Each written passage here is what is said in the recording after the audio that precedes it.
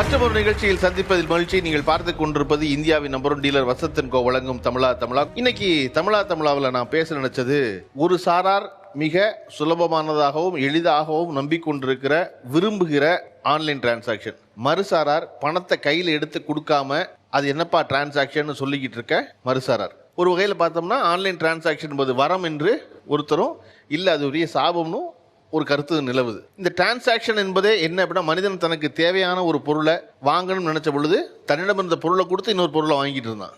அதற்கு பிறகு நாணயங்கள் அச்சிடப்பட்டன, நாணயங்கள் கொடுத்து வாங்கிட்டு தான். நாணயம் ஒரு பெரிய சுமையாக இருந்துச்சு, அளவில் கொண்டு போகிறது எடுத்துகிட்டு வர்றது எல்லாமே. அப்போ நாணயமாக இல்லாமல் அதுக்கப்புறம் அது வந்து ரூபா நோட்டாகுது, தாளாகுது. தாள் சுலபமாக இருக்குது, அந்த தாள் தான் ரொம்ப காலமாக இருந்திருக்கு எண்ணி கொடுத்து. இப்போ சமீப காலமாக அது டிஜிட்டலாக மாறுது. வாங்குறாலும் பணத்தை பார்க்கறது இல்லை, கொடுக்குறாலும் பணத்தை கண்ணில் பார்க்கறது இல்லை. ஆனால் பணம் பரிவர்த்தனை ஆகிடுது, பொருள் வந்து சேர்ந்துருது. கையிலேருந்து கொடுக்கும்போது காரணம் சுமை ஒன்று தெரிஞ்சிச்சு, இன்றைக்கி அந்த சுமை இல்லை. சம்பளமாகவும் கிரெடிட் ஆகுது, நம்ம செலவாகவும் பண்ணும்போது அப்படியே எடுத்து படிக்கிட்டு இருக்கோம். இப்போ இது வரம் சாபம் ரெண்டு பக்கம் இருந்தாலும் கூட இன்றைக்கு அதை அதிகமாக பயன்படுத்துவர்கள் இருக்காங்கல்ல, அவர்கள் நம்மை போல ஒருத்தர் தான். ஏன்னா இந்தியாவில் ஒரு நாளைக்கு 1.5 கோடி டிரான்சாக்ஷன் நடக்குதா கணக்கு சொல்லுது. 1.5 கோடிங்கிறது இப்போ நினைக்கும் போது 1.5 கோடி பேர் டிரான்ஸ்ஃபர் பண்ணுறாங்களா அப்படின்னு பெரிய மனமாக தோணுது, பெரும் எண்ணிக்கையாக தோணுது. ஆனால் 130 கோடி பேர் இருக்க இந்தியாவில் 1.5 கோடி பேர் தான் டிஜிட்டல் டிரான்சாக்ஷன் இருக்காங்க. அப்போ அது ரொம்ப சின்னதாக தெரியுது. ஒரு இடத்துல ஏதோ ஒரு சௌரியமாக தோணுது, இன்னொரு இடத்துல இல்லை, சௌரியமே இல்லைன்னு தோணுது. டு ஸ்டார்ட் வித் ரொம்ப எளிது. நீங்கள் எல்லோரும் உங்களுடைய வாலெட் எடுத்துக்கங்க. பர்ஸ் வச்சுருக்கீங்களா? எல்லோரும் ஓரளவு வச்சுருக்கீங்களா? பேக் வச்சுருக்கீங்களா? ஓகே. உங்களுடைய பர்ஸில் பணமாக எவ்வளோ வச்சுருக்கீங்க? 30 ரூபா வச்சிருக்கேன் சார். 30 ரூபா வச்சிருக்கீங்க. உங்களுடைய மாசம்பளம் என்ன? அதை சொல்லலாமா? நீங்க முடிவு பண்ணணும். 5 இலக்கங்கள்னு வச்சுக்கோங்களேன். ஓகே. ஒரு 5 இலக்க எண்ணில் சம்பளம் வாங்குற ஒருத்தர் கையில் இருக்குது வெறும் 30 ரூபாயா? 30 ரூபா. வெறும் 30 ரூபா வச்சிருக்கீங்களா? ஓகே. எத்தனை கார்டு வச்சிருக்கீங்க? 1 2 3 5 6 கார்டு இருக்கும் சார். 5 6 11 கார்டா பார்த்தோம்? 6 கார்டு வச்சிருக்கேன். 6 கார்டு வச்சிருக்கீங்க. ஓகே சார், நான் கேஷாக வந்து 150 ருபீஸ் வச்சுருக்கேன். கார்டு வந்து பார்த்தீங்கன்னா 3 கார்டு வச்சுருக்கேன். சார் என்கிட்ட கார்டே இல்லை. ஐ மீன் என்கிட்ட வாலெட்டே இல்லை. வாலெட் இல்லைன்னா எப்படி வந்து? எனக்கு வாலெட்கான நீடும் இல்லைன்னு. பையில பணம் வச்சுக்கிறதா? பணமே இல்லை, வச்சுக்கிற நீடும் இல்லை, நான் எதுவும் வச்சுக்கிறதும் இல்லை. என்ன பண்ணுறீங்க? ஃபோனில் ட்ரான்ஸ்ஃபர் பண்ணுறீங்களா? ஃபோனில் தான் ஃபுல்லாக ட்ரான்ஸ்ஃபர் பண்ணுறேன். அவசரமாக பஸ் ஏற வந்துருச்சுன்னா என்ன பண்ணுவீங்க? அதுக்கான நீட் மட்டும் வராமல் பார்த்துக்கணும். பஸ்ஸு அது ஒரு விஷயத்தை விட்டுட்டு எனக்கு எங்கேயுமே பெருசாக நீட் வந்ததில்லை. ஓகே. வேற யாரு? சார் கேஷ் இல்லை சார், ஒன்லி 2 கார்டு, மீதி எல்லாம் யூபிஐ டிரான்சாக்ஷன். கேஷே இல்லை? கேஷே இல்லை. 1 ரூபா கூட கையில் வச்சுக்கல நீங்கள்? இல்லை, பர்ஸே இல்லைங்க சார். இந்த பக்கம் யார் பர்ஸு? இந்த சார் வச்சுருக்க, சார் கொடுங்க. ஒரு 500 ரூபாய் கேஷ் கிட்டத்தட்ட ஒரு 5-6 மாசமா அப்படியே இருக்கு. 500 ரூபாய் கேஷ் செலவழிக்காம 5 மாசமா இருக்கா? அப்படியே 5-6 மாசமா இருக்கு. என்கிட்ட எல்லாமே கார்டு டிரான்சாக்ஷன் தான். ஒரு 12 கார்டு வச்சிருக்கேன் மொத்தம். 12 காட்டுங்க சார். நீங்க 12 கார்டு எப்படி சார் வச்சுக்கிறீங்க? அவங்களாம் கார்டே வச்சுக்க கூடாங்கிறா தம்பிலாம்.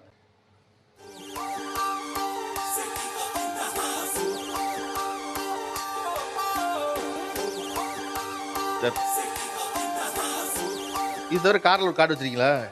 எத்தனை கார்டு வச்சிருக்கீங்க? 5 கார்டு இருக்கு. 5ஆ? சீட்டாடுறவங்க கூட குறைச்சான் சார் கார்டு வச்சிருப்பாங்க, அதை விட கூட இருக்கு. அவ்வளவுதான். அக்கௌண்ட் இருக்கு, தேவைப்படுது வச்சிருக்கோம், அவ்வளவுதான்.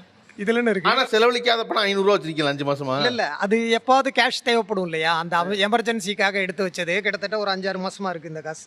தவிர கொஞ்சம் சேஞ்சும் இருக்கு. அக்கேஷனலா தம்பி சொன்ன மாதிரி எங்கேயாவது தேவைப்படுச்சுன்னா அதுக்காக. கேஷாக லெஸ் தென் 100 ருபீஸ் தான் எப்பயுமே வச்சுப்பேன். மீதி ஃபுல்லாகவே தர மாட்டாங்களா ஒய்ஃபு? இல்லை சார், நான் வச்சுக்கிறது இல்லை. நீங்க வச்சுக்கிறேன் 100 ரூபா தான் வச்சுக்கீங்க? நானும் ஒய்ஃபுக்கும் அவ்வளோதான் தரேன். ஓ, நீங்க ஒய்ஃபு தரீங்க? அவங்களுக்கு 100 ரூபா தான் டெய்லி? டெய்லி இல்லை, நாங்கள் ஃபுல்லாகவே லாஸ்ட் ஒரு 12 வருஷம் வெளியில் இருந்ததுனால அங்கே கேஷ் யூஸ் பண்ணுற பழக்கமே கிடையாது. ஸோ ஃபுல் அண்ட் ஃபுல் எல்லாமே கார்டு தான். இந்தியா வந்தும் அதே மாதிரி தான் இருக்குது. இப்போ இந்தியா வந்து எவ்வளோ நாள் ஆச்சு? 3 இயர்ஸ் ஆச்சு. ஸோ கூகுள் பே இருக்கவே இருக்குது, அதனால் யூஸ் பண்ணுறதே இல்லை சுத்தமாக. ஓகே. ஒரே ஒரு கார்டு தான் சார். ஒரே ஒரு கார்டு. கேஷ் மட்டும் ஒரு 500 ரூபாய்க்குள்ள வச்சுக்கிறது. தேவைன்னா யூஸ் பண்ணிக்கிறது. மற்றபடி எந்த டிரான்ஸ்ஃபர் பண்ணாலும் ஜிபி மூலமாகவே பண்ணிடுறது. ஓகே. ஏன்னா அதான் வந்து பெஸ்ட்டாக இருக்குது. அதுக்கு மேலே கேஷ் வச்சுருந்தோன்னு வைங்களேன், ஏதாவது ரூட்டில் கேன்சல் ஆகிடுது, எடுத்துடுறாங்க, பிட் பாயிண்ட் போக வாய்ப்பு இருக்குது. இப்போ இது வந்து சேஃபாக இருக்குது நமக்கு. ஓகே சார், என்கிட்ட 10,000 ருபீஸ் மேலே கேஷ் வச்சுருக்கேன். இன்னைக்கு வேற தேவைக்காக எடுத்து வந்தீங்களா இல்ல பொதுவா எப்பவுமே அவ்வளவு பணம் வச்சிருப்பீங்க கையில? எப்பவுமே வச்சிருப்பேன் சார். எதுக்காக? கேஷ் இருக்கும் சார், எமர்ஜென்சி ஏதாவது தேவைப்படும் டக்குன்னு அப்படி, அதனால வச்சிருப்பேன். கார்டுன்னு பார்த்தீங்கன்னா பேங்க் டெபிட் கார்டு, ஒரே ஒரு பேங்க் தான் அக்கௌண்ட் இருக்கு, அந்த டெபிட் கார்டு மட்டும். அந்த கார்டு ஆனால் இப்போ நான் கொண்டு வரல. எங்கேயா ரொம்ப மெயினாக ஜுவல்லரிக்கோ இல்லை வேறு ஏதாவது பெரிய கொஞ்சம் அமௌண்ட் எக்ஸஸாக நம்ம பர்ச்சேஸ் பண்ணும்போதோ இல்லை ஹாஸ்பிட்டல் அது மாதிரிக்கு தான் யூஸ் பண்ணுவேனே தவிர மற்றபடி வேறு எந்த கிரெடிட் கார்டு இல்லை, எல்லாம் கேஷ் டிரான்சாக்ஷன் தான் சார். கையில் 50 ரூபா ஆகுது சார். 50 ரூபா வச்சிருக்கீங்களா? ஓகே. அப்புறம் அவ்வளோதான் சார். என்ன பண்ணுறீங்க நீங்கள்? AC mechanic. ஏசி மெக்கானிக்காக இருக்கீங்களா? கார்டு வச்சுக்கிறதே இல்லை? கார்டுலாம் யூஸ் பண்ணுறது இல்லை சார், அது கொஞ்சம் பிரச்சனை சார். இப்போ நான் இந்த கேள்வி எதற்காக கேட்டேன் அப்படின்னா, பணத்தை சம்பாரித்து மாத சம்பளமாக வாங்கினோன்னே அதை அம்மாக்கிட்டேயோ அல்லது மனைவிக்கிட்டேயோ கொடுத்து அதுக்கப்புறம் செலவுக்கு வாங்கிக்கிட்டு ஒரு பழக்கம் இருந்துச்சு. இன்றைக்கி அது டிஜிட்டலாக மாறினதுக்கப்புறம் நேரடியாக நம்ம அக்கௌண்ட்டுக்கே வந்து விழுந்துடும் பணம். இப்போ நம்ம தான் எடுத்து அம்மாவுக்கு கொடுக்கணும், நம்ம தான் எடுத்து மனைவி. அவர் சொல்கிற மாதிரி என் மனைவிக்கு நான் 100 ரூபா தான் கொடுப்பேன் அப்படின்னு நம்ம தான் கொடுக்குறதா ஆயிடுச்சு. இப்படி டிஜிட்டலாக இது மாறினதுனால, ஆன்லைனாக மாறினதுனால எதெல்லாம் நன்மைன்னு நினைக்கிறீங்க? இதெல்லாம் நல்லா ஈஸியாக இருக்குது, இதெல்லாம் நல்லது அப்படின்னு எது நினைக்கிறீங்க? சார் நன்மைன்னு பார்த்தீங்கன்னா it's fast, convenient, secure, safe and quick. அதுதான் அதோட நன்மைகள்னு சொன்னால் இதுதான். பணம் வந்து என்கிட்ட தான் இருக்கும், என் அக்கௌண்ட்டில் இருக்கும். அது எனக்கு தேவைப்படும் போது எடுத்துக்கிறதுக்கான இன்ஸ்ட்ருமெண்ட்ஸும் என்கிட்டயே தான் இருக்குது. கார்டு இருக்குது, யூபிஐ இருக்குது. பணம் நான் எடுக்கணும்னு கூட அவசியம் இல்லை. எனக்கு உங்களுக்கு வேணும் அப்படின்னா I can send it to you directly, அந்த மாதிரி. ஸோ அதனால் என்கிட்ட தான் பணம் இருக்குது, பட் ஃபிசிக்கலாக கேஷாக இல்லை. ஸோ அந்த வகையில் வந்து டெஃப்டில் இருந்தும் அது பாதுகாப்பு. அதனால இது வந்து முக்கியமான விஷயம், பாதுகாப்பாக இருக்குன்னு நினைக்கிறேன். ஆமாம். வேற என்ன நன்மை? டிஜிட்டலாக மாறினாலும் இதெல்லாம் ஈஸியாக இருக்குது சார். இப்போ கொரோனா வந்தது, எல்லாரும் வந்து வீட்டிலேயே தான் இருந்தோம். இந்த டிஜிட்டல் டிரான்சாக்ஷன் மட்டும் இல்லாமல் இருந்ததுன்னா இவ்வளோ பேர் இவ்வளோ நாள் வீட்டுக்குள்ளேயே சமாளிச்சிருக்க முடியுமா? வெறும் கேஷ் டிரான்சாக்ஷன்ஸ் மட்டும்தான் இருக்குது அப்படின்னா எவ்வளவு தொற்றுகள் ஜாஸ்தியாக இருக்கும். எத்தனை பேர் எச்சில் தொட்டு பணம் எண்ணி கொடுத்துருப்பாங்க, அது எத்தனை பேருக்கு போயிட்டு இருக்கும். இது எல்லாமே தடுக்கப்பட்டது. அது அட்லீஸ்ட் பரவல் வந்து இந்த அளவு இருக்கு அப்படின்னா அது வந்து டிஜிட்டல் டிரான்சாக்ஷனால தான். கேஷா இருந்ததுன்னா நம்ம எல்லாருமே நிச்சயம் மாட்டிருப்போம், ஒருத்தர் கூட இல்லாம நிச்சயம் எல்லாரும் மாட்டிருப்போம். இந்த கொரோனாவிலிருந்து காப்பாத்தினதுக்கு கூட இந்த டிஜிட்டல் டிரான்சாக்ஷன் ஒரு மிக முக்கிய காரணம். கொரோனா முடிஞ்சிருச்சு, இப்ப தொற்று இல்ல, பரவாயில்லையா? டிஜிட்டலாவே கன்டினியூ பண்றோமே. இல்ல, நம்ம அது பழக்கப்படுத்தியாச்சு சார். நம்ம டிஜிட்டல் டிரான்சாக்ஷன் வந்து எல்லா வகையிலயும் நமக்கு சேஃப். எங்கேயும் கேஷ் எடுத்துட்டு போகணுங்கிற அவசியம் கிடையாது. ஒரு மொபைல் இல்லாம இப்ப யாருமே இருக்கிறது கிடையாது. மொபைல் மட்டும் இருந்தாலே போதும், நான் டெபிட் கார்டு கூட வச்சுக்க வேண்டாம். மொபைல் மட்டும் எனக்கு இருந்தாலே போதும், என்னால் மேனேஜ் பண்ண முடியும். என்கிட்ட கையில் கேஷே இல்லை, என் அக்கௌண்ட்டில் கூட கேஷ் இல்லைனா கூட மொபைல் என்கிட்ட இருந்ததுன்னா போதும், என்னால் கால் பண்ணி சொல்லி இந்த அக்கௌண்ட்டுக்கு ஃபண்ட் ட்ரான்ஸ்ஃபர் பண்ணுங்கன்னா அடுத்த 2 நிமிஷத்துக்குள்ளே எனக்கு ஃபண்டு வந்துடும். ஸோ என்னோட எல்லா தேவைகளும் ஒரு மொபைல் சமாளிக்கிறப்போ எனக்கு கேஷ் எதுக்கு? எனக்கு கேஷ் தேவையே இல்லையே. இப்போ நன்மைன்னு கேட்டிங்கன்னா, கடைநிலை ஊழியர்கள், இந்த சின்ன சின்ன கஷ்டப்பட்டு சம்பளம் வாங்குறவங்களுக்கு இப்போ முழுமையாக சம்பளம் போய் சேருது இந்த டிஜிட்டல் வந்ததால். இன்னொன்று தீமைன்னா, முழுமையாக சம்பளம் போய் சேருதுன்னா முதல்ல முழுமையாக போய் சேராது. முதல்ல வந்து இடையில நிறைய போயிருக்கும், அது இங்கே சொல்ல விரும்பல. நிறைய என் குடும்பத்தில் நடந்திருக்கு. இன்றைக்கி முழுசாக கிரெடிட் ஆகுது. தீமைனா நம்ம என்டர்டைன் பண்ணுறோம், என்ஜாய்லாம் பண்ணிட்டு இருக்கோம் இல்லையா? அது மாதிரி இப்போ ஒரு தேட்டருக்குன்னு போகிறோம்னா நேராக போய் டிக்கெட்டில் 120 ரூபா கொடுத்து தேட்டரில் வாங்குறது வேறு, அதை ஆன்லைனில் போய் வாங்கும்போது 30 ரூபா எக்ஸ்ட்ரா வேறு கொடுக்குற மாதிரி இருக்குது. இதெல்லாம் வந்து தீமைகள் எனக்கு தெரிஞ்சு. பரவாயில்ல, 30 ரூபா எக்ஸ்ட்ரா கொடுக்கலாமா? அப்படி அது கம்ப்ளீட்டாக தப்பு சார். இப்போ பார்த்தீங்க அப்படின்னா, ஆன்லைனில் வந்து டெபிட் கார்டையோ இல்லை கிரெடிட் கார்டையோ யூஸ் பண்ணோம்னா 100 ரூபா டிரான்சாக்ஷன் பண்ணுறோம்னா 2% அவங்க வந்து பிடிக்கிறாங்க. இதுவே வந்து ஒரு 10,000 ரூபா வந்து பண்ணுறாங்கன்னு வச்சுங்களேன், 200 ரூபா அவங்க வந்து பே பண்ண வேண்டியிருக்கு. ஆக்சுவலி பார்த்தீங்கன்னா இது ஒரு பெரிய ஸ்கேம் மாதிரி இருக்குது எனக்கு பார்க்குறதுக்கு. ஸோ நான் ஐடி இண்டஸ்ட்ரியில் தான் இருக்கேன் அப்படின்றதுனால இந்த இதெல்லாம் நான் அனலைஸ் பண்ணி பார்க்குறேன். ஒரு 100 ரூபாயை ட்ரான்ஸ்ஃபர் பண்ணுறதுக்காக இந்த சிஸ்டம் பண்ணக்கூடிய வேலையும் 10,000 ரூபா ஸ்வைப் பண்ணுறதுக்கும் ஆகக்கூடிய அந்த ஒர்க்கும் சேம் தான். ஏன் 2 ரூபா இங்கே, அங்கே 200 ரூபா அப்படின்றது பார்த்தீங்கன்னா நிச்சயம் மிகப்பெரிய ஸ்கேமு. அப்போ 1 லட்ச ரூபா ட்ரான்ஸ்ஃபர் பண்ணால் அதுக்கு என்ன வருது? ஸோ இந்த டிஃபரன்ஸை வந்து ஏன் வந்து கவர்மெண்ட்டுமே இதை கண்டுக்கல, பேங்கிங் யாரும் கேட்கறதில்ல, ஈவன் மக்களுமே இதை பற்றி யாருமே கேட்கவே இல்லை. ஸோ இது ரெகுலராக நடந்துக்கிட்டே இருக்குது, அது போயிட்டே இருக்குது. டிஜிட்டலாக ட்ரான்ஸ்ஃபர் பண்ணுறதால இதில் ஒரு பெர்சன்டேஜ் கமிஷன் மாதிரி பிடிச்சிட்டே இருக்காங்க, அது யாருமே கேட்கறது இல்லைங்கிறார் அவர். அப்படி தானே? இது வந்து ஒவ்வொருத்தரை பொறுத்தது சார். ஆக்சுவலாக இப்போ என்னை பொறுத்தவரை நான் ஒரு டிக்கெட் வாங்குறதுக்காக போயிட்டு வரணும்னா, நான் என்னோட காரில் போயிட்டு வந்தேனாக்கா நான் வந்து 100 ரூபாயோ 120 ரூபாயோ நான் பெட்ரோலுக்கு செலவழிப்பேன். எனக்கு அதை விட இந்த 30 ரூபா கொடுத்துட்டு போகிறது எனக்கு ஈஸியாக இருக்குது, அவ்வளோதான். இது வந்து சரியா தப்பா அப்படிங்கிறது அவங்களோட கன்வீனியன்ஸை பொறுத்தும், அதுக்கு அவங்க ஸ்பெண்ட் பண்ணக்கூடிய ஆல்டர்னேட்டிவ் சேனலில் பார்த்தீங்கன்னாக்கா இது எனக்கு சீப்பர். நான் கார் எடுத்துகிட்டு பெட்ரோலில் போய் டிக்கெட்டை வாங்கிட்டு வந்தேன்னா நான் 1 லிட்டர் பெட்ரோல்னு வச்சுக்குமே, இன்றைக்கி நிலைமைக்கு நான் 100 ரூபா கொடுக்கணும், என் டைம் போகுது. இதை ரெண்டையும் சேவ் பண்ணுறதுக்கு எனக்கு 30 ரூபா போனால் பரவாயில்ல. கரெக்டு. ஆனால் இப்போ உங்களை போன்றோர் இப்படியே தொடர்ந்து சிந்திப்பதனால் என்னென்னா, முழுமையாக அது ஆன்லைன் டிரான்சாக்ஷன் ஆக்கிட்டா என்னைய மாதிரி ஒன்றும் பரவாயில்ல, தியேட்டருக்கு போய் வாங்கிக்கோ டிக்கெட்டுன்னு சொல்கிறோன்னே ஆன்லைன்லேயே வாங்கன்னு கட்டாயப்படுத்தும் போது எனக்கு 30 ரூபா வந்து வீண் இல்லையா? நான் எல்லாம் ஒன்றாயிரம்ல. கரெக்ட். எப்பவுமே அந்த மாதிரியான ஒரு நிலைமை வந்து எந்த ஒரு மார்க்கெட்லையுமே வராது. இது வந்து ஒரு டிமாண்ட் சப்ளை தியரி மட்டும்தான். எப்போ வந்து 10 ராமன் இருக்கானோ அதே மாதிரி 10 கருப்பையாவும் உலகத்தில் இருக்கத்தான் செய்வார். அந்த 10 கருப்பையாவுக்காக தேட்டரில் ஒப்பன் டிக்கெட் வித்துக்கிட்டு தான் இருக்கும். அதை அந்த 10 கருப்பையா போய் எப்போ வேணாலும் இந்த வாங்கிக்கலாம். சந்தேகம் இல்லையா? அதாவது நான் கார் எடுத்துகிட்டு போகிறேன், எடுத்துகிட்டு போகிறதுக்கு பதிலாக 100 ரூபாய்க்கு பதிலாக 30 ரூபா கொடுத்துறேன்னு சொல்கிறீங்க. நான் இந்த பக்கம் இருந்து பார்க்கும்போது எனக்கு என்ன தோணுது அப்படின்னா, தியேட்டரில் நீங்கள் கவுண்டரில் ஒரு ஆள் டிக்கெட்டு போட்டு லைட்டை போட்டு ஃபேனை போட்டு உட்கார வச்சு டிக்கெட் கொடுக்குற செலவு உங்களுக்கு குறையுதுங்கும் போது அந்த செலவை நீங்கள் எனக்கு கொடுக்காம எங்கிட்ட கூடுதலாக 30 ரூபா வாங்குறீங்கிற கோவம் வர்றது சரிதானே? இந்த இதில் நடக்கக்கூடிய ரியாலிட்டி என்ன அப்படின்னு கேட்டாக்க, இந்த தேட்டர் வந்து இந்த ப்ராசஸை இதுக்காக கட் பண்ணுறதே இல்லை. ரெண்டாவது, இந்த ஆன்லைன் டிக்கெட்டை உங்கள்கிட்ட கொடுக்கக்கூடியது எல்லாமே ஒரு ஆன்லைன் ஏஜென்சிஸ் தான் இந்த வேலையை பார்க்குது. ஆக்சுவலாக அவங்க பார்க்குற அந்த ஆன்லைன் ஏஜென்சிக்காக அவங்க அந்த காசை எடுத்துக்கிறாங்க. ஆக்சுவலாக அப்படி பார்த்தோம்னாக்க இந்த ஆன்லைன்லாம் வர்றதுக்கு முன்னால், நான் சொல்கிறது வந்து ஒரு 10 வருஷத்துக்கு முன்னால் மிகப்பெரிய தேட்டர் ஒன்று சென்னையில் நீங்கள் ஃபோன் பண்ணி டிக்கெட் புக் பண்ணலாம். அவங்க வீட்டில் கொண்டு வந்து காசு கொடுத்துட்டு டிக்கெட் வாங்கிட்டு போவாங்க. ஆக்சுவலாக அப்போ அவங்களுமே ஒரு டிக்கெட்டுக்கு 20 ரூபாய் எக்ஸ்ட்ரா வாங்கத்தான் செஞ்சாங்க. ஸோ அந்த சர்வீஸை யார் பண்ணுறாங்களோ அவங்க அந்த காசட்டை வாங்கிக்கிறாங்க. ஆக்சுவலாக என்னால் அந்த காஸ்ட்டை அஃபோர்ட் பண்ண முடியுது. என்னோட இன்னொரு விதத்துக்கு நான் ஸ்பெண்ட் பண்ண வேண்டிய காஸ்ட்டோட கம்பேர் பண்ணுறப்ப அது கம்மியாகவும் இருக்குது. அதனால எனக்கு அது சிறப்பாக தோணுது.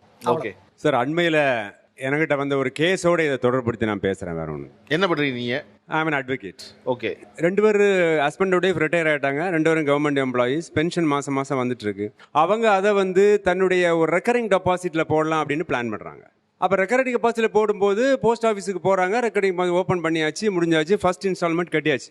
அடுத்த நாள் போஸ்ட் ஆஃபீஸில் இருக்கவங்களே என்ன சொல்கிறாங்க, இன்னொன்று நீங்கள் அடுத்த நாள் அலைய வேண்டாம், வயசாகிட்டு தயவுசெய்து வீட்டில் இருங்க, ஒன்றும் பிரச்சனை இல்லை, வீட்டுக்கு உங்களுக்கு டிஜிட்டலோட ஆட்கள் வருவாங்க, மாதம் மாதம் நீங்கள் வந்து கொடுத்துருங்க, ஒன்றும் பிரச்சனை இல்லை அப்படின்னு சொல்லிட்டாங்க. நம்பிட்டாங்க, வீட்டில் இருக்கிறாங்க, மாதம் மாதம் வருது, கரெக்டாக டெபிட் ஆகிடுது, எடுத்துகிட்டே போயிட்டே இருக்காங்க. 10 வருஷம் ஆச்சு.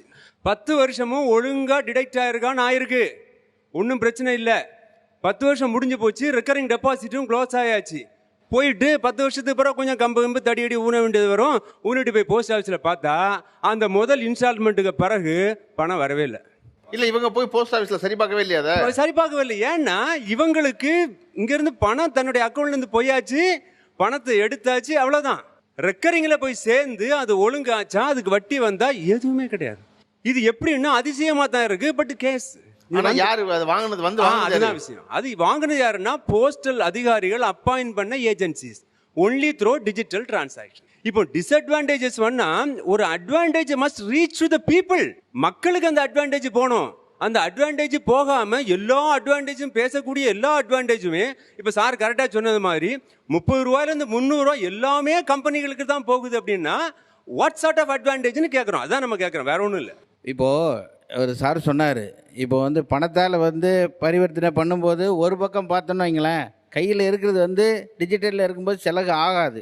நான் கையில் வச்சுருக்கோன்னு வைங்களேன், அது கொடுக்கும்போது ஒரு வருத்தமாக இருக்கும், இவ்வளோ செலவாகுதே அப்படின்ற ஒரு ஃபீலிங் வந்தால் கூட நமக்கு வந்து மெசேஜ் வந்துக்கிட்டே இருக்கும், பணம் அப்போ அங்கே இருக்குது, அப்போ அதில் வந்து நம்ம சேஃபாக பார்த்து மெயின்டெனன்ஸ் பண்ணணும், அதிகமாக பண்ணுனா பணம் போயிட்டுருக்குன்னு நம்ம மெசேஜ் வரும்போது பார்க்கும்போது கொஞ்சம் கஷ்டமாக இருக்கும். ஆனால் அது ஒரு பக்கம் இருந்தாலும், இன்னும் நீங்கள் சொன்னீங்க அந்த பணத்தை பற்றி பேசுனீங்க. இன்றைக்கி உள்ள பணத்தை பார்க்கும்போது அன்றைக்கி ஹோல்சேல் கடைக்காரங்கள்லாம் வச்சுருப்பாங்க, டெய்லி வந்து 1 லட்சம் 2 லட்ச ரூபா கேஷ் கட்டுவாங்க கல்லாம். அப்போ அவங்களுக்கு வந்து என்னென்னா பேங்க்குக்கு போய் அந்த பணத்தை அங்கே கொண்டு போய் போடணும், பாதுகாப்பு இருக்காது, சேஃப் இருக்காது. ஆனால் இன்றைக்கி டிஜிட்டல்ன்ற முறையில் உட்கார்ந்த இடத்துல எல்லா வேலையும் நடக்குது. கடையில் உட்காந்து கட்டிடலாம். ஆமாம், ஈஸியாக கட்டிடலாம். இப்போ அங்கே போய் லைனில் நிற்க வேண்டியதில்லை.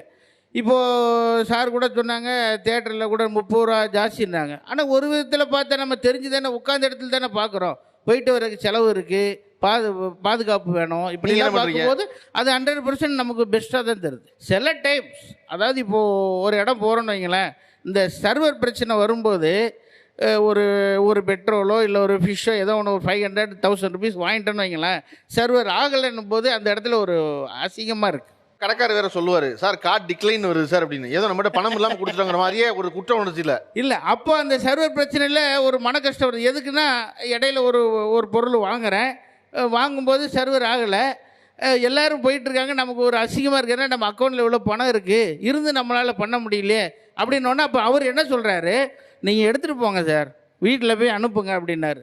ஆனால் அவர் ஒரு ஜென்டல்மேன், அதே மாதிரி வீட்டில் போனோன்னு நான் அனுப்பிச்சி விட்டேன். இப்போ இந்த சிறு கடைகளில் வியாபாரங்களில் பணம் என்பது இன்னமும் ஃபிசிக்கலாக வச்சுக்க வேண்டிய ரூபா நோட்டாக வச்சுக்க வேண்டியது முக்கியமா, இல்லை டிஜிட்டலாக இருக்க ஆன்லைன் பரிவர்த்தனை என்பது தான் வியாபாரிகளுக்கு ஒரு பெரிய வரமான்னு சொல்வதற்காக நமக்கு வியாபாரிகள் சங்கத்தின் தலைவர் திரு விக்ரமராஜா அவர்கள் வந்திருக்கிறார்கள். அவரை வரவேற்றுவோம்.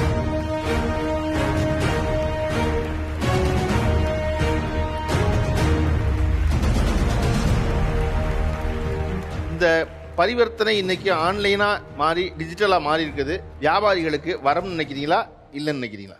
வியாபாரிகளுக்கு வரமா சாபமாங்கிறத நினைப்பதை விட இந்த ஊடகத்தின் மூலமாக தெரிவிப்பது மக்களுக்கு தான் சாபம்.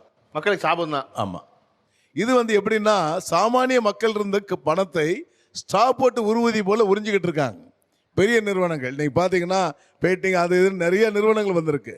அந்த நிறுவனங்கள்லாம் வந்த போது அவங்க எங்க மீட்டிங் எங்களெல்லாம் கூப்பிட்டுருப்பாங்க நினைச்சிங்கன்னா இது மாதிரி ஷெட்டு கிடையாது. எல்லாம் 5 ஸ்டார் ஹோட்டலில் தான் அவங்க எங்களை அழைச்சி பேசினாங்க. அப்போ அந்த ஹோட்டலில் மீட்டிங் போடுறாங்கன்னா ஸ்டார்டிங்கில் அவங்களுக்கு என்ன லாபம் இருக்கும்? லாபம் இல்லாமல் யாரும் தொழிலுக்கு வர்றதில்லைங்க. அப்போ அந்த அளவுக்கு லாபம் கிடைக்கக்கூடிய வகையில் எங்களெல்லாம் அழைச்சி மீட்டிங் போட்டு இந்த பேடிஎம் கார்டை நாங்கள் வச்சுருக்குறோம், இதை உங்கள் கடையில் வைங்க, இது எல்லாத்துக்கும் பயனுள்ளதாக இருக்கும். அப்போ நான் கேட்போம், நாங்கள் எப்படி கேட்போம்னா முதல்ல என்ன கமிஷன் எடுக்கிறீங்க? 0%. உடனே 0% தொடங்கும் போது. ஆமா, தொடங்கும் போது. அதற்கு அப்புறம் பார்த்தீங்கன்னா உங்களுக்கே தெரியாது, அது சார்ஜ் விழுந்துக்கிட்டே இருக்கும். திருப்பி என்னைக்கா கேட்டிங்கன்னா இப்போ 2.25% எடுக்கிறோம்னு சொல்கிறேன். எவ்வளோ? 2.25%. நீங்கள் பார்த்தீங்கன்னா சாதாரணமாக தெரியும் உங்களுக்கு. ஆனால் எத்தனையோ கோடி மக்கள் இருக்கோம் நம்ம நாட்டில். 130 கோடி மக்கள் இருக்கோம். எக்க போயிரும் பாருங்க பணம்.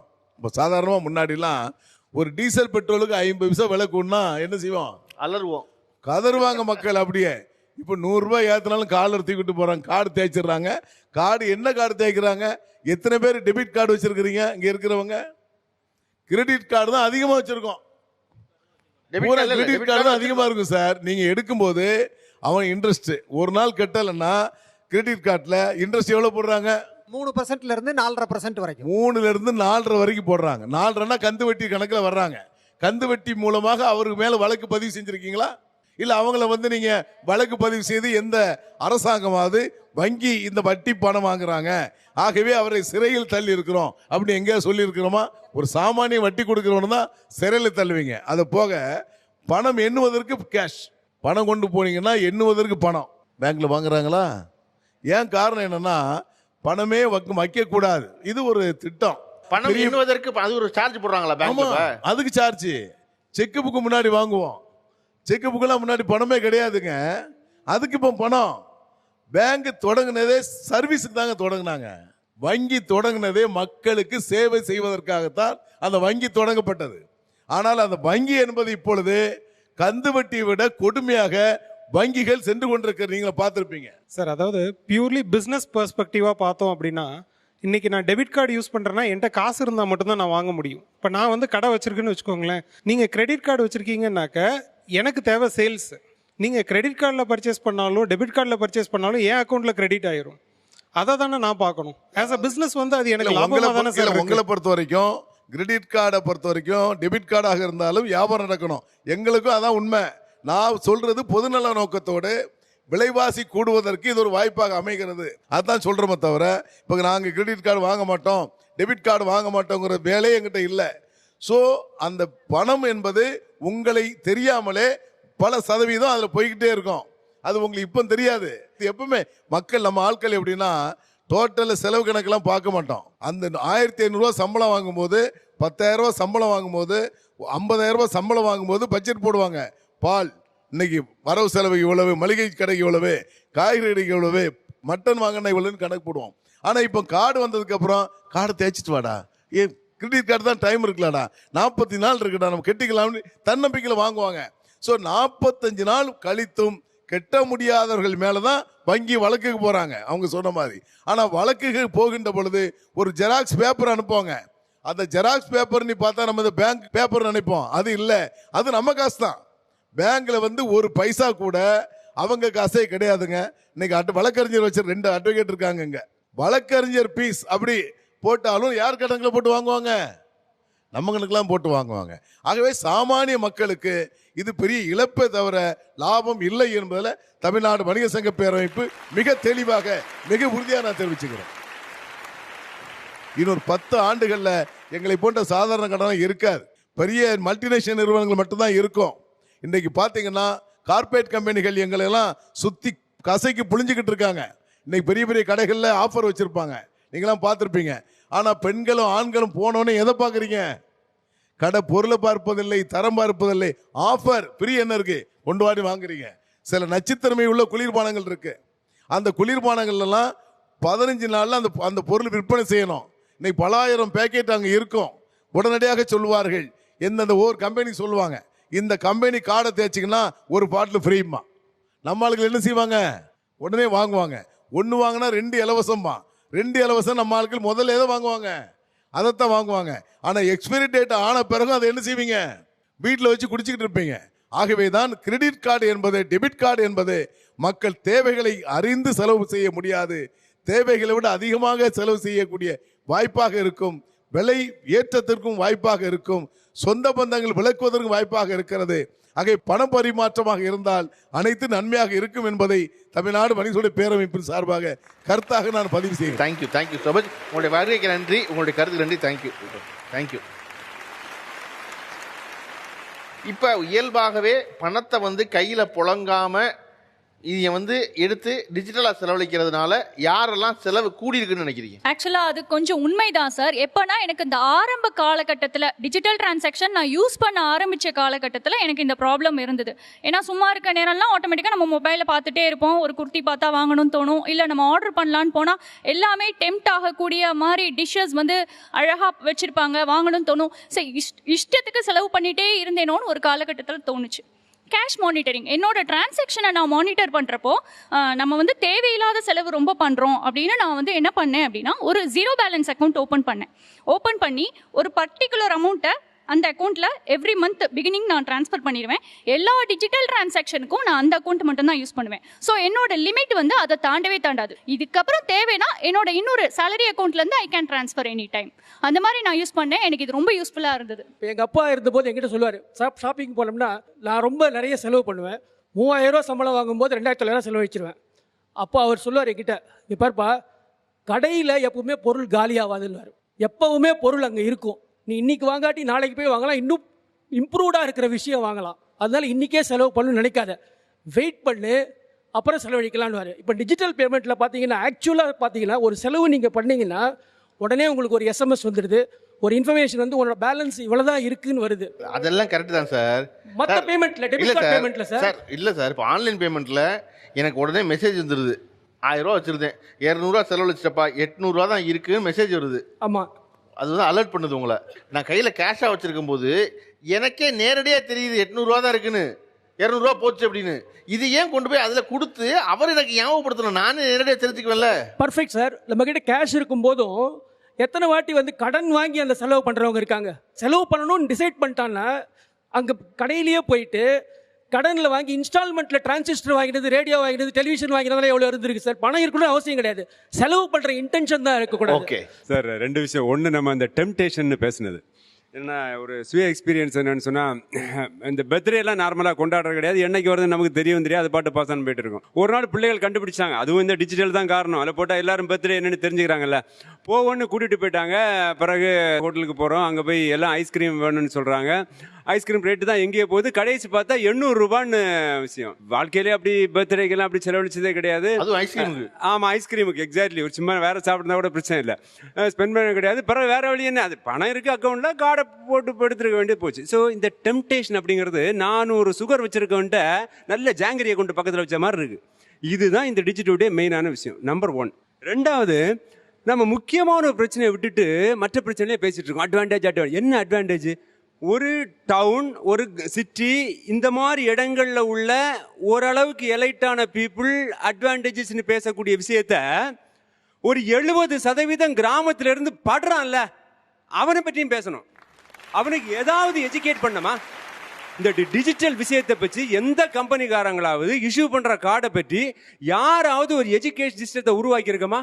கிடையவே கிடையாது, பண்ண மாட்டோம். அது இல்லாம அவனை ஃபீஸ் கட்ட கூட வழி இல்லாம அப்ளிகேஷன் ஃபில்அப் பண்ண அவனுக்கு தெரியாம அவங்க கிடந்து அவங்க படுற பாடு அவனுக்கு தான் தெரியும். இதெல்லாம் மறந்துட்டு அட்வான்டேஜ் என்ன அட்வான்டேஜ்? இங்க இருக்கக்கூடிய ஒரு மேக்சிமம் ஒரு 10% மக்களுக்கான அட்வான்டேஜ் டிஸ்அட்வான்டேஜ் பேசிட்டு இருக்கோம். கிராமத்தை பற்றி இதுவரைக்கும் நம்ம டச் பண்ணவே இல்லை, யாரும் கேர் பண்ணுறதே கிடையாது. 30 வருஷத்துக்கு முன்னால அந்த கிராமத்துல கரண்ட் இல்லாம தான் இருந்துச்சு, இன்னைக்கு கரண்ட் இருக்கு. 30 வருஷத்துக்கு முன்னால அங்க மொபைல் ஃபோன் போகாம இருந்துச்சு, இன்னைக்கு மொபைல் ஃபோன் அங்க இருக்கு. இப்ப ஸ்மார்ட் போன் இல்லைங்கிறது உங்களோட ஆர்குமெண்ட். நானும் இருக்குன்னு உங்ககிட்ட ஆர்கியூ பண்ணல. இன்னும் 30 வருஷம் கழிச்சு அங்க ஸ்மார்ட் போன் போகத்தான் செய்யும். ஆனா என்னைக்கு அங்கே ஸ்மார்ட் ஃபோன் போனாலும் நீங்கள் வாழ்க்கையில் எப்போ ஒன்று முதல்ல கற்றுக்கிட்டீங்கனாலும் ஒரு கஷ்டப்பட்டு தான் உங்களால் கற்றுக்க முடியும். அன்ஃபார்ச்சுனேட்லி நம்ம அந்த சிஸ்டத்தில் கஷ்டப்பட்டு கற்றுக்க வேண்டிய நிலைமையில் இருக்கோங்கிறது தான் உண்மையே ஒழிய, இந்த கஷ்டத்தை நீங்கள் படலைன்னா உங்கள் அப்பா பட்டிருப்பாரு, உங்கள் அப்பா படலைன்னா உங்கள் பையன் பட போகிறான், அவ்வளோதானே ஒழிய யாருமே கஷ்டப்படாமல் கற்றுக்கிறதுக்கு உங்களால் என்றைக்குமே முடியாது. இது ஒரு ஜென்ரல் தியரி. எப்படின்னா எல்லாரும் கஷ்டப்பட்டு தான் கற்றுக்கணும், எல்லாரும் நல்லபடியாக தான் செய்யணும், முதல்ல கஷ்டம் இருக்கத்தான் செய்யும். நான் அதை பேசல. இன்னைக்கு ப்ராக்டிக்கலாக இவ்வளவு நாளும் நம்ம என்ன செஞ்சுக்கிட்டு இருக்கோம், கிராமம் எப்படி அழுதுகிட்டு இருக்கு அப்படின்னு தான் கேட்குறேன். நான் வேற ஒன்றும் சொல்லல. ஒவ்வொரு சிஸ்டம் வரும்போதும் கிராமங்கள் எல்லாம் பட்டு அழுந்தி தான் பார்த்துக்கணும் அப்படின்னா அவன் என்னைக்கு முன்னைக்கு வாரதுன்னு தான் கேட்குறேன், வேற ஒன்றும் கேட்கல. அவன் எல்லாத்துக்குமே சரி, ஆன்லைனில் கொண்டு வந்தோம் பட்டு அழுந்து, நீட்டு கொண்டு வந்தோம் பட்டு அழுந்து, அடுத்தது ருப்பியை மாத்திரம் கள்ள நோட்டு நீ பட்டு அழுந்து, எல்லாம் சாகு, உனக்கு எதுவுமே கொடுக்க மாட்டோம், நான் தான் வருவேன் மேலன்னா அது என்ன சிஸ்டம்னு கேட்குறேன். நான் ஆன்லைன் டிரான்சாக்ஷனுக்கோ இதுக்கோ எகன்ஸ்டா இல்லை, நல்லா புரிஞ்சுக்கணும். அது வேணும். ஆனால் இந்த 30 ஆண்டு காலத்துல அது பற்றி ஒரு முகர்களை அனுப்பி அவனுக்கு படிச்சு கொடுத்தமான்னு தான் கேட்கிறேன், வேற ஒன்றும் கேட்கல. அவனை எக்யூப் பண்ணி அவனையும் கூட கொண்டு வருவோம், கூட நடக்க வைப்போம். அவன் நொண்டியா இருக்கிறானே அதை சொல்றேன் நான், வேற ஒன்றும். இதுக்கு நீங்க ஆன்லைனுக்கு எகைன்ஸ்டாவே இருக்கலாம். ஏன் கேட்டாக்க எகைன்ஸ்டா இல்ல அப்படிங்கிற பேசிஸ்லயே அவங்களோட அந்த கற்றுக்கிறதுக்கான டைமத்தையோ அவங்களுக்கான ஆப்பர்ச்சுனிட்டியோ நம்ம கொடுக்கவே மாட்டோம் அப்படின்னு சொன்னா அவங்க என்னைக்கு தான் கத்துக்குவாங்க? கற்றுக்கக்கூடிய யாராக இருந்தாலும் இந்த ஸ்ட்ரகிளை கற்று தான் வளர்ந்து தான் ஆகணும். இங்கே அவங்க மட்டும் இல்லை, ஆக்சுவலாக இங்கே இருக்கிறவங்களுக்கும் அதே தான் நிலைமை. இது ஒரு அங்கே இருந்து மூவ் ஆகி இங்கே வந்துட்டு ஒரு ஃபேமிலினே வச்சுக்கோங்க, அவங்க படிக்காதவங்கன்னு வச்சுக்கோங்க, அவங்க பையனுக்கு இந்த பிரச்சனை இருக்குன்னு வச்சுக்கோங்க, இதெல்லாம் மாறிடுமா? இது எதுவுமே மாறாது. நீங்கள் சொல்கிற மாதிரி நானும் ஒன்றும் எங்கேயோ பெருசாக டேரெக்டாக குதிச்சு வரல. இன்றைக்கி 12 கார்டு இருக்குன்னா இந்த 12 கார்டு இன்றைக்கி வந்ததுக்கான காரணத்தை கடைசியில் சொல்கிறேன்னா, ஆனால் இந்த கஷ்டப்பட்டு தான் இந்த படியேறி தான் வர முடிஞ்சிச்சு. இந்த படி ஏறுறதுக்கு உண்டான கஷ்டங்களை நீங்கள் பட்டுறதுக்கு நீங்கள் தயாராக இருக்கணும். நீங்கள் தயாராக இல்லைன்னா எந்த பிரச்சனையுமே இல்லை. இதை உங்களோட பையன் பட வேண்டி இருக்கும்னு சொல்கிறேன், அவ்வளோதான் வித்தியாசம். அதில் வேற எந்த வித்தியாசமுமே இல்லை. அவன்கிட்ட படியே இல்லைங்கிறதான பிரச்சனையே, அவனுக்கு ஒரு கல்லு கூட இல்லைங்கிறதான பிரச்சனையே. ஓகே, ஆன்லைன் டிரான்சாக்ஷன் வரமா சாபமா என்று பேசிக் கொண்டிருக்கிறோம். நம்முடைய இணைந்து கொள்ள 2 சிறப்பு விருந்தினர் வந்திருக்கிறார்கள். முதலாமவர் வினோத், சைபர் எக்ஸ்பர்ட். அவரோடு இந்த அரங்கத்தை பகிர்ந்து கொள்ள வந்திருப்பவர் திரு கார்த்திகேயன் அவர்கள், வழக்கறிஞர். இப்போ சிறப்பு போகிற முன்னாடி ஒரு விஷயம் சொல்லணும் சார். இந்த ஆன்லைன் பற்றி நிறைய பேசணும். அதில் முக்கியமாக சொல்கிறது என்ன அப்படின்னா தகவல் திருட்டு இல்லையா, அல்லது தகவல்களை பெற்றுக்கொள்ளுதல் நம்ம அறியாமல். அப்படி எந்த வகையிலெல்லாம் நம்முடைய தகவல்கள் அவர்களால் சேமிக்கப்படுது அல்லது தேவையில்லாமல் எடுத்து வச்சுக்கொள்ளப்படுதுன்னு நினைக்கிறீங்க? சார் ஆக்சுவலி 2021 பிசிஜி குரூப்பும் இந்தியாவில் இருக்கிற ஒரு லீடிங் ஃபின்டெக்கும் சேர்ந்து ஒரு சர்வே பண்ணாங்க. அதில் என்ன சொல்லியிருக்காங்கன்னா, ஆன்லைனில் யூபிஐ டிரான்சாக்ஷன்ஸ் மட்டும் $3 trillion அளவுக்கு ப்ராசஸ் பண்ணியிருக்கோம் 2021 நம்ம கண்ட்ரியில். அவங்க என்ன சொல்கிறாங்கன்னா, நெக்ஸ்ட் 5 இயர்ஸில் அது 3 மடங்கு வளரும். அதாவது $10 trillion அளவுக்கு டிரான்சாக்ஷன்ஸை யூபிஐயில் வழியாக மட்டுமே இந்தியாவில் ப்ராசஸ் பண்ணப்படும் அப்படிங்கிற மாதிரி அவங்க சொல்லியிருக்காங்க. ஸோ இந்த இடத்துல என்ன தேவை அப்படின்னா, டேட்டா ப்ரைவசி லாஸ் ரொம்ப கண்டிப்பாக தேவை. இந்தியாவில் அப்படி ஒரு லா இருக்கான்னு கேட்டால் இல்லை. 2017 சுப்ரீம் கோர்ட் என்ன சொல்லியிருக்காங்க அப்படின்னு சொன்னால், ரைட் டு ப்ரைவசி அது it is there for you, I have right to my privacy அப்படிங்கிறது மட்டும்தான் ஒரு ஜட்ஜ்மெண்ட் வந்திருக்கு. மற்றபடி ஒரு ஸ்ட்ரிஞ்சண்டான டேட்டா ப்ரைவசி லாஸ் இருக்கான்னு கேட்டால் இல்லை. அதாவது யூரோப்பில் யூரோப்பியன் யூனியன் ஆனதுக்கப்புறம் அவங்க அந்த லாஸை கொண்டு வந்திருக்காங்க. அதுக்கப்புறம் அமெரிக்காவில் பார்த்தீங்கன்னா எல்லாத்துக்கும் தனித்தனியாக கிரெடிட்டுக்கு ஒரு லா இருக்குது, மெடிக்கல் ரெக்கார்ட்ஸுக்குன்னு ஒரு லா வச்சுருக்காங்க, சைல்டுக்கு அந்த மாதிரியெல்லாம் அவங்க லாஸ் வச்சுருக்காங்க. ஸோ அந்த மாதிரி தனித்தனியாக இருக்குது. பட் இருக்குது, இந்தியாவை பொறுத்த வரைக்கும் அது இல்லை. ஸோ அதனால் அந்த இது கொண்டு வர்றது இப்போ நம்மள டேட்டா இப்போ பில் பேசிகிட்டு இருக்காங்க பார்லிமெண்ட்டில். ஸோ அது ஒன்று போயிட்டுருக்கு. ஸோ இப்போ டெக்னாலஜியை பொறுத்த வரைக்கும் எல்லாருக்கும் என்ன பயம் இருக்குதுன்னு சொன்னால், அவேர்னஸ் இல்லாதது, லிட்ரஸி கொண்டு வரணும். என்னை பொறுத்த வரைக்கும் சார், காமர்ஸ் வணிகம் எங்கெங்கெல்லாம் இருக்கோ அங்கெல்லாம் டெக்னாலஜி தொடும். கண்டிப்பாக அதில் வந்து no getting back at all.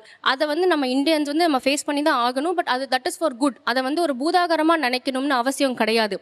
அதை நம்ம எப்படி இன்க்ளூசிவான ஒரு என்வாயன்மெண்ட்டாக ஒரு அட்மாஸ்ஃபியராக நம்ம கொண்டு வர்றோம் அப்படிங்கிறதுல தான் நம்மளோட வெற்றி இருக்குன்னு நான் நினைக்கிறேன். அதே மாதிரி நான் டேட்டா ப்ரைவசி பற்றி சொன்னேன் இல்லையா, இப்போ இருக்கிற கரண்ட் சுச்சுவேஷனில் நம்ம வந்து டொமஸ்டிக்காக மட்டும் நம்ம சேஃபாக இருக்கணும் அப்படிங்கிற மாதிரி சொல்ல முடியாது. நம்மளோட ஸ்டாண்டர்ட்ஸ் வந்து இன்டர்நேஷ்னல் லெவல்ஸ்லையும் நம்ம வந்து அந்த ஸ்டாண்டர்ட்ஸையும் மீட் பண்ண வேண்டியிருக்கு. அவங்களுக்கும் நம்ம காம்ப்ளிமெண்ட் பண்ண வேண்டி இருக்குது.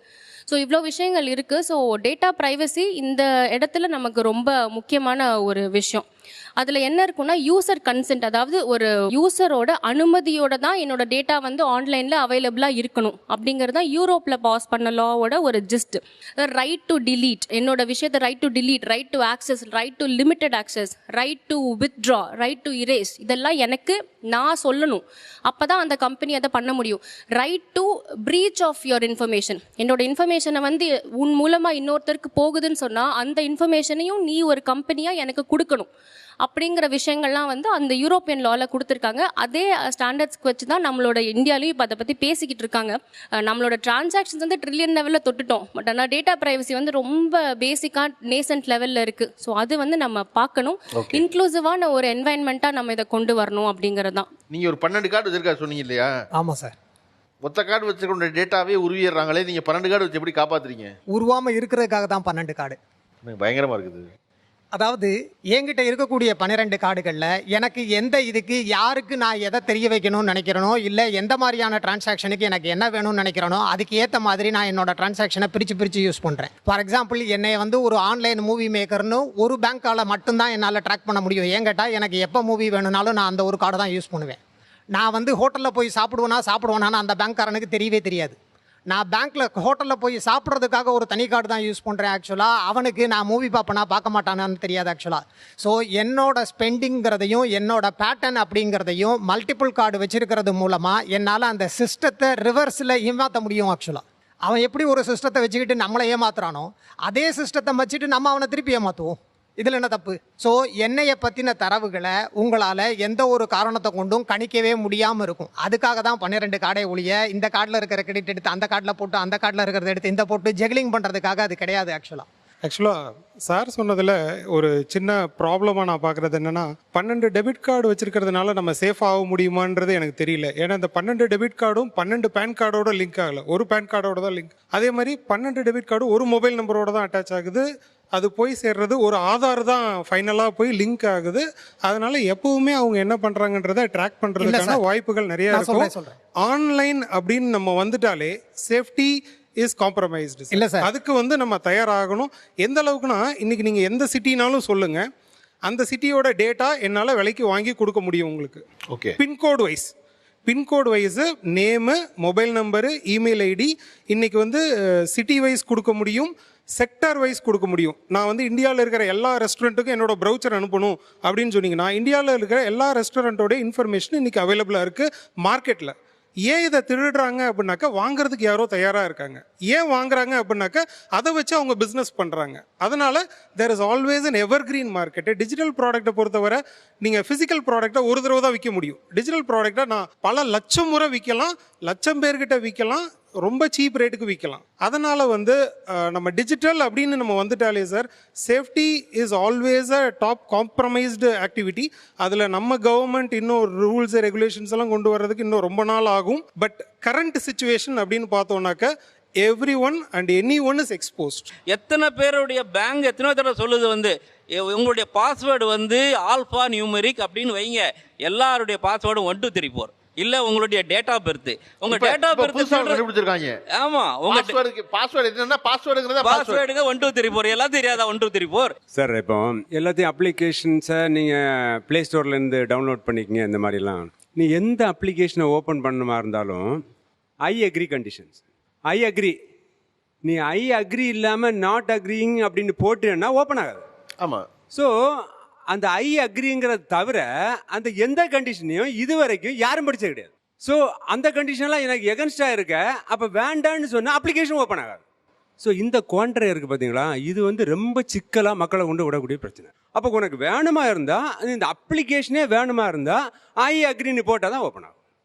ஸோ இந்த ஐ அக்ரின்னு போட்டால் உன் ஃபோட்டோ எடுத்துக்கலாம், உன் தலையை வெட்டிட்டு வேற தலையை வச்சுக்கலாம், உனக்கு ட்ரெஸ்ஸை மாற்றிட்டு வேற ட்ரெஸ் போட்டுக்கலாம், எல்லாத்தையும் எனக்கு பண்ணுறது உரிமை உண்டு. இப்போ சார் வந்து நம்ம வந்து ஒரு சின்ன ஒரு பின்னு, மேடம் சொன்னாங்க சேஃப்டி ஆஸ்பெக்ட், ஒரு சின்ன ஒரு சேஃப்டி பின்னை நீ ஆர்டர் பண்ணணும் அப்படின்னு சொன்னாலும் உனக்கு ப்ரைவேசி டேட்டா எல்லாம் கொடுத்தா தான் உனக்கு அது வந்து சேரும். ஸோ இந்தியாவுக்குள்ள எதையுமே மறைச்சு வச்சு உன்னுடைய பிரைவேட் ரூமுக்குள்ள நீ எதையும் பண்ண முடியாது. இதுதான் இன்னைக்கு உள்ள நிலைமை. அப்போ இந்த நிலைமை இருக்கும்போது இது எதுக்குங்கிற ஒரு கொஸ்டின் வருது. அப்போ இந்தியாவை மறைமுகமா வேற வேற கண்ட்ரிஸ் வந்து அனலைஸ் பண்ணிட்டு இருக்காங்க. அந்த அனலிட்டிக்கல் அப்ரோச்சுக்கு இந்த அவ்வளவு டேட்டாவும் போயிட்டு இருக்குன்னு அர்த்தம். ஓகே, இதுதான் அடிப்படையான விஷயம். வினோத் சொல்லி இல்லை, நான் வந்து பேசிக்காக ஒரு கொஸ்டின்ல இருந்து ஆரம்பிக்கணும். சார் பேசினதுலேயே நிறைய இருக்கு. இங்கே உங்கள் பணம் வந்து தொலைஞ்சு போச்சு ஒரு சைபர் கிரைமில் அப்படின்னு வச்சுப்போமே, இங்கே எத்தனை பேருக்கு அடுத்த நடவடிக்கை என்னன்னு தெரியும்? ஒரு இன்சிடென்ட் சொல்கிறேன். ஒரு 6 வருஷத்துக்கு முன்னாடி நாங்கள் என்னுடைய ஃப்ரெண்டு கல்யாணத்துக்கு போயிருந்தோம். ஒரு ஊருக்கு போயிருந்தோம். கல்யாணம் முடிச்சுட்டு அன்றைக்கி நைட் நாங்கள் தங்கிக்கிட்டு இருக்கோம் சுற்றி பார்க்கலான்ட்டு. என் ஃப்ரெண்டுக்கு அன்றைக்கி என்ன கல்யாணம் முடிச்சுட்டு ஃபர்ஸ்ட் நைட். ஸோ ஒரு 12 மணிக்கு எனக்கு என் ஃப்ரெண்டுக்கிட்ட இருந்து கால் வருது. எனக்கு பயங்கரமான சந்தேகம். ஃபர்ஸ்ட் நைட் அப்போ இவன் ஏன் எனக்கு கால் பண்ணுறான்? அப்போ எடுத்து பேசினா அவன் பதட்டமாக சொல்கிறான், என்னுடைய கிரெடிட் கார்டிலேருந்து 1 லட்ச ரூபா திருடிட்டாங்க. அவனுக்கு அன்றைக்கி கல்யாணம் நடந்திருக்கு. அவன் ஃபர்ஸ்ட் நைட்டுக்கு போகிறான். 12 மணிக்கு அவனுக்கு மெசேஜ் வருது, கிரெடிட் கார்ட்லேருந்து 1 லட்ச ரூபா திருடிட்டாங்க. அவன் ஒரு ஐடி கம்பெனியில் மிகப்பெரிய போஸ்ட், அப்போவே டெக்னிக்கல் பர்சன். ஆனால் அவனுக்கு என்ன பண்ணணும்னு தெரியல. ஓகே, நான் ஜென்ரல் நாலேஜ் தெரியும்னு எனக்கு கால் பண்ணால் நான் உடனே பார்த்துட்டு வித்தின் 1 ஹவரில் நாங்கள் அந்த கம்பெனிக்கு மெயில் போட்டு டிஸ்பியூட் ரைஸ் பண்ணி எல்லாத்தையும் பண்ணி ப்ரொசீஜர்லாம் பண்ணி முடிச்சிட்டேன். ஏன்னா இது நான் 2-3 ஃப்ரெண்டுக்கு பண்ணியிருக்கேன் அப்படிங்கிறதுனால ப்ரொசீஜர்லாம் செஞ்சு முடிச்சுட்டு அவன் ரிலாக்ஸ் ஆகிட்டான். 2 மணிக்கு அவன் சேஃப் அப்படின்னு தெரிஞ்சிருச்சு.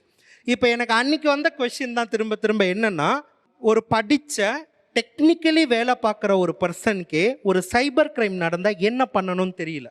இதெல்லாம் இல்லாமல் இன்னொரு உலகம் வேற இருக்குது. கிரிப்டோ கரன்சின்னு வந்து டிஜிட்டல் மணி வரப்போகுது. டிஜிட்டல் மணினா இத்தனை நம்ம கேஷ் பற்றிலாம் பேசிக்கிட்டு இருக்கோம். நான் உங்கள் விவாதம்லாம் கேட்டுக்கிட்டு இருக்கும்போது எனக்கு ஒரு கொஸ்டின் தான் ஞாபகத்துக்கு வந்தது. என்னென்னா, எனக்கு வந்து ரோடு எப்படி போடுவாங்க தெரியாது, போலீஸ் எப்படி இன்வெஸ்டிகேட் பண்ணுவாங்க தெரியாது, எலக்ட்ரிக்கல் டெக்னாலஜி தெரியாது. ஆனால் நான் என்ன நம்பிக்கிட்டு இருக்கேன், நான் வரி கட்டுறேன், என்னை சுற்றி நான் ஒரு அரசுக்கு பணம் கொடுக்குறேன், அந்த அரசு இந்த பொறுப்பை எடுத்துக்கணும். என்ன பொறுப்பை எடுத்துக்கணும்? சேஃப்டியான எலக்ட்ரிக்கல் லைன் போட்டு கொடுக்கணும், சேஃப்டியான ரோடை போட்டு கொடுக்கணும். எனக்கு அந்த டெக்னாலஜி தெரியாது. அந்த வரி பணத்தில் கலெக்ட் பண்ணுறவங்களை வச்சு அவங்க எக்ஸ்பர்ட்ஸ் கமிட்டியை போட்டு கொடுக்கணும். அப்போ இங்கே என்ன முதல் சிக்கல்னா, கலெக்டிவ் ரெஸ்பான்சிபிலிட்டியே இல்லை. அரசு அவங்களுடைய ரெஸ்பான்சிபிலிட்டிலேருந்து விலகிடுறாங்க. எப்போனா, இப்போ தான் பல பேரை வச்சு ஓடிபியை ஷேர் பண்ணாதீங்கன்னு விளம்பரங்கள் வந்துக்கிட்டு இருக்கு. இது எப்படின்னா, என்னது காந்தி செத்துட்டாரா மாதிரி. இப்போ கிரிப்டோ கரன்சியில் போய் அவன் ஏமாந்துக்கிட்டு இருக்கான். இப்போதான் இவங்க என்ன ரியலைஸ் பண்ணியிருக்காங்கன்னா, ஓடிபியை நீங்கள் கொடுக்காதீங்கன்னு சொல்கிறாங்க. சார் சொல்லுங்கள், இது சம்பந்தமான வழக்குகளாக நீங்கள் என்ன சந்திச்சிருக்கீங்க? டிஜிட்டல் டிரான்சாக்ஷன் வரும்போது பார்த்தீங்க அப்படின்னா வந்து 10ல் 9 பேர் மொபைல் ஃபோனில் தான் எல்லா டிரான்சாக்ஷனும் பண்ணிகிட்ருக்கோம். மொபைல் ஃபோன் நம்ம வாங்கியிருப்போம், இன்னொரு 10,000 20,000 கொடுத்து மொபைல் ஃபோன் வாங்கியிருப்போம். பட் எத்தனை பேர் மொபைல் அப்ளிகேஷனை வாங்கியிருக்கோம்? ஃப்ரீயாக தான் டவுன்லோட் பண்ணுறோம். ஏன் அவன் ஃப்ரீயாக கொடுக்குறான்? கோடிக்கணக்கில் போட்டு ஒரு அப்ளிகேஷன் டெவலப் பண்ணுறான், பட் ஃப்ரீயாக கொடுக்குறன்றதுனால நம்ம வாங்கிறோம். ஏன் வாங்குறோம்னு யோசிச்சாலே இதுக்கான ஆன்சர் எல்லாமே அதிலே இருக்குன்னு பார்த்தலாம். நீங்கள் அப்ளிகேஷன் இன்ஸ்டால் பண்ணும்போது அதில் வந்து உங்களோட காண்டாக்ட் லிஸ்ட் எடுத்துப்போம், கேலரி ஆக்சஸ் பண்ணுவோம், கேமரா ஆக்சஸ் பண்ணுவோம், மைக் ஆக்சஸ் பண்ணுவோம். ஸோ இப்போ இங்கே ஃப்ரீன்ற கான்செப்ட்லாம் எதுவுமே கிடையாதுங்க. உங்களை காப்பாற்றுறது நீங்கள் மட்டும் தான் உங்களை காப்பாற்றிக்கணும். அரசாங்கம் வந்து காப்பாற்றும், இல்லை கார்பரேட் வந்து காப்பாற்றும் அப்படின்றதெல்லாம் இங்கே கிடையாது. ஸோ அதை நம்ம முதல்ல புரிஞ்சுக்கணும். இன்னும் லைக் மக்கள் வந்து செக்யூரிட்டிஸ் அவுட் சோர்ஸ்ன்னு நினச்சிக்கிறாங்க. ஏதோ ஒரு பிரச்சனைனா போலீஸ் ஸ்டேஷன் போகலாம், கோர்ட்டுக்கு போகலாம் அப்படின்னு. டிஜிட்டலை பொறுத்த வரைக்கும் அப்படி கிடையாதுங்க. Security should be within. நம்ம எந்த அளவுக்கு நம்ம சேஃபாக இருக்கோன்னு நம்ம புரிஞ்சுக்கிட்டா மட்டும்தான் இந்த டிஜிட்டல் லைஃப்பில் இருக்க முடியும். போலீஸ் எல்லாம் போக முடியாதா?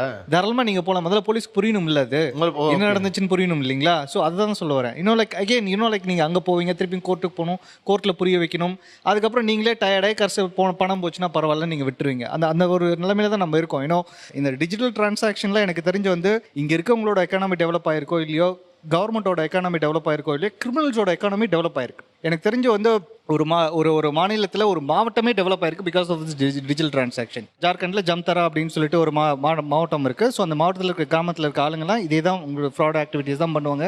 ஆரம்ப காலத்தில் ஓடிபி வந்து நான் பேங்க் மேனேஜர் பேசுகிறேன் அப்படின்னு சொல்லி கேட்டாங்க. அதுக்கப்புறம் இன்றைக்கி வரைக்கும் வந்து பார்த்திங்க அப்படின்னா, காலேஜ் அட்மிஷனுக்கு நான் உங்களுக்கு கன்ஃபர்மேஷனுக்கு ஒரு ஓடிபி அனுப்புகிறோம், அதை பாருங்கன்னு சொல்லிட்டு அதிலிருந்து வரைக்குமே பணம் எடுத்துகிட்டு தான் இருக்கிறாங்க. ஸோ இந்த ஆன்லைன் டிஜிட்டல் வர்றதுக்கு முன்னாடி வந்து பார்த்திங்க அப்படின்னா, பேங்க் லாக்கரை பிரேக் பண்ணி அதுலேருந்து பணம் எடுப்பாங்க, அது பேங்க்குக்கு லாஸ். பட் இப்போ ஆன்லைன் வந்ததுக்கப்புறம் பேங்க் சர்வரை ஹேக் பண்ணி பணம் எடுக்கிறாங்க, அக்கௌண்ட் ஹோல்டருக்கு தான் லாஸ் தவிர பேங்க்குக்கு லாஸ் கிடையாது. இல்லை, இப்போ நீங்கள் சொல்லும் போது என்ன அச்சம் வருதுன்னா, இப்போ எப்படித்தான் இந்த பணத்தை ஆன்லைனுக்கு பணத்தை பத்திரமா வச்சுக்கிறது? பணம் வீட்டில் இருந்தால் பத்திரமா இருக்கும் சார். ஆன்லைனில் போச்சு அப்படின்னா இதை பற்றி நீங்கள் வந்து கவலைப்பட தேவை. இன்னும் கண்டிப்பாக இதுதான் நடக்கும். இதை நீங்கள் ஸ்கிப் பண்ணிட்டு நீங்களால இருக்க முடியாது சார். வீட்டில் இருந்தால் பத்திரமா இருக்கான்னு சொல்லி தான் சார் அம்மா வச்சாங்க. அது இங்கே வர திருடங்களோட அங்கே இருக்க திருடவங்க பெரிய ஆளுங்க. ஓகே, அப்படி தான் பார்க்கணும் நம்ம. Thank you so much. நான் உங்கள் 2 பேருக்கும் ஸ்பெஷலாக தேங்க்ஸ் சொல்லணும். ஏன்னா இந்த நிகழ்ச்சியை இதை விட சிறப்பான ஒரு சம்மப்போட 2 பேரும் முடிக்க முடியாது. இந்த டிஜிட்டலை ரொம்ப நவீனமாகவும் நாகரிகமாகவும் கருதி கொண்டிருந்த காலத்தில் அவர் சொன்ன மாதிரி, வினோத் சொன்ன மாதிரி அதெல்லாம் கடந்து வந்துட்டு அடுத்தது நீங்கள் இப்போ தான் டிஜிட்டலுக்கே வந்திருக்கீங்களா, இப்போ தான் ஆன்லைனே பேசுகிறீங்களா அப்படி தான் உலகத்தை கேட்டுட்டு இருக்கான். அதில் பிரச்சனை இருக்கான இது ரொம்ப சின்னதாக புரிஞ்சுக்குங்க. ரோடு போட்டாங்க, அந்த ரோடை கடந்து போகிறதுக்கு நம்மக்கிட்ட பணம் கேட்டாங்க, போகிறதுக்கு 60 ரூபா, திருப்பி அந்த ரோட்டுக்குள்ளே 24 மணி நேரத்தில் வந்துட்டீங்கன்னா 30 ரூபா தான் சலுகை. அது சரியா? நான் ஏன்டா போயிட்டு உடனே வர்றேன், அதுக்காக போகிறேன் ரோட்டில், எனக்கு என்ன வேலை, போய் ரவுண்ட் அடிச்சு ஜூட்டர் பண்ணிட்டு வந்துட்டே இருக்கதா? போகிறதுக்கு 60 ரூபா, உடனே வந்துட்டீங்கன்னா 30 ரூபா. அதை 65 ரூபாய் ஆக்குனா நீங்கள் நானும் கத்துனோம். இல்லைடா அவங்க ரொம்ப கத்துறாங்க, இப்போ பணத்தை எடுத்து கையில் கொடுத்துக்கிட்டு இருக்காங்க, அதனால தான் கத்துறாங்க. அதுக்கு ஃபாஸ்டேக்னு ஒரு சிஸ்டம் கொண்டு வந்துரு. அதில் முதல்லையே பணத்தை போட சொல்லி 2000 ரூபாயை போட சொல்லிட்டா உங்களுடைய வண்டி கடந்துச்சுன்னா டி தான். நான் தான் உடனே உனக்கு எஸ்எம்எஸ் அனுப்பிச்சேனே எவ்வளோ எடுத்திருக்கேன்னு. அப்படின்னா ஏன்டா நான் காரை ஓட்டிக்கிட்டு இருக்கேன், ரோட்டை பார்ப்பேனா எஸ்எம்எஸ் பார்ப்பேனா? இப்போ 60 ரூபா 90 ரூபா ஆயிடுச்சு, 90 ரூபா 110 ரூபா ஆயிடுச்சு. எவ்வளோ ஆணுச்சுன்னு யாருக்கும் தெரியல, எல்லா பக்கம் வண்டி கடந்துக்கிட்டே இருக்கு. நல்லா புரிஞ்சுக்குங்க, டிஜிட்டலாக பணத்தை செலவழிக்கிறதுனால, ஃபோனில் இருந்து இன்னொருத்தருக்கு அனுப்புறதுனால நம்ம நவீன மனிதன் ஆகிட்டோம் நினச்சிக்காதீங்க. நாகரிகத்துக்கும் அதுக்கு ஒரு சம்பந்தமும் கிடையாது. அதனால தான் அவர் மறுபடியும் சொல்கிறாரு, பணம் எங்கே பத்திரமா இருக்கும்னா வீட்டில் வச்சுருந்தா பத்திரமா இருக்கணும். எனக்கு இன்றைய டெக்னாலஜி தெரியலை அப்படின்னா அதில் ஒன்றும் மோசம் இல்லை, தெரியாதுன்னு எல்லாரும் ஒரு தடவை சொல்லியிருக்கேன். நல்லா எனக்கு தெரியாது, எனக்கு என்ன தெரியும், நல்லா விவசாயம் பண்ண தெரியும், எனக்கு இது தெரியாது சொல்லு அப்படின்னா சொல்லித்தான் ஆவான். இதை இவனிடம் கேட்டால் அது வெக்கமாக இருக்குமே, இதை எப்படி கேட்கறது? நானும் கற்றறிந்த ஒரு சபையில் கற்றறிந்தவர் மாதிரி நடிக்க வேண்டாமான்னு நினச்சிங்கன்னா பணம் போயிடும், அப்புறம் பின்னாடியே துரத்தி பயனில்லை. அப்போ இதை பற்றிய தெளிவும் அறிவும் பெற வேண்டியது நம்முடைய கடமை தான். அரசாங்கம் நம்மளை கைவிட்டு ரொம்ப நாள் ஆச்சு. இதற்கெல்லாம் மேலாக நாம் பேச தொடங்கிய இடம் என்ன அப்படின்னா, இந்த பணத்தை நாம் கையாளும் பொழுது இது டிஜிட்டலாக செலவழிக்கும் போது கூடுதா குறையுதா, செலவு கூட்டிடுதா, அனாவசிய பொருளை வாங்க வைக்குதா அப்படின்னா அது எதுவாக இருந்தாலும் வாங்க வைக்கும். அது சம்மந்தப்பட்ட நபர் சார்ந்தது. அவனை தூண்டுறானே அப்படின்னா அவன் தூண்டத்தான் சொல்லுவான், அவன் செய்ய தான் செய்வான், அவன் கண்ணடிச்சு தான் பார்ப்பான். நீங்கள் ஏன் போகிறீங்க? ஆகாறு அளவிட்டது ஆயினும் கேடில்லை, போகாறு அகலா கிடைக்கிற. பணம் சம்பாதிக்கிறது ஒரு 10 ரூபா குறைச்சி கூட சம்பாதிச்சிரு, பிரச்சனை இல்லை.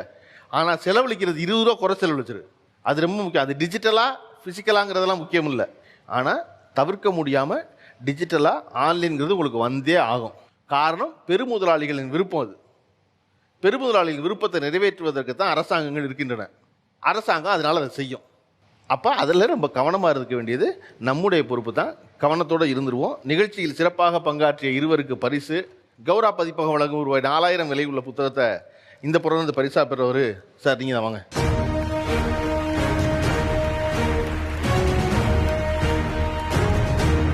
கௌரா பதிப்பகம் வழங்கும் ரூபாய் 4000 விலை உள்ள புத்தகத்தை இந்த பக்கம் இந்த பெருசாக பெறுறது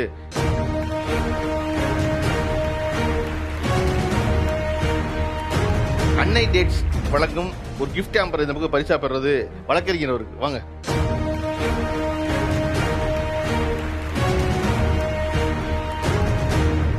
அன்னை டேட்ஸ் வழங்கும் கிஃப்ட் ஆம்பர் இந்த பக்கம் இருந்து பரிசா பெறுறது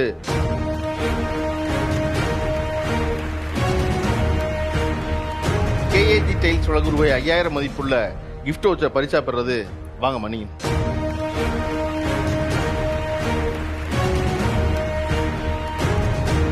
நிகழ்ச்சியில் கலந்து கொண்ட அனைவருக்கும் அன்பும் நன்றியும். மீண்டும் அடுத்த வாரம் சந்திப்போம், வேறொரு தலைப்பில் சந்திப்போம். நீங்கள் பார்த்துக் கொண்டிருந்தது இந்தியாவின் நம்பர் 1 டீலர் வசந்த் கோ வழங்கிய Tamizha co powered by KAG tiles, Annai dates, Nippon paints மற்றும் Beston pumps. Special partners Medimix, Gold Winner, Meenakshi academy of higher education research, SPR city, Suryadev TMT கம்பிகள் மற்றும் Periyar Maniammai institute of science and technology. Co presented by Sri Kumaran Thangamaligai, யானை மற்றும் Pranav jewellers. மீண்டும் சந்திப்போம்.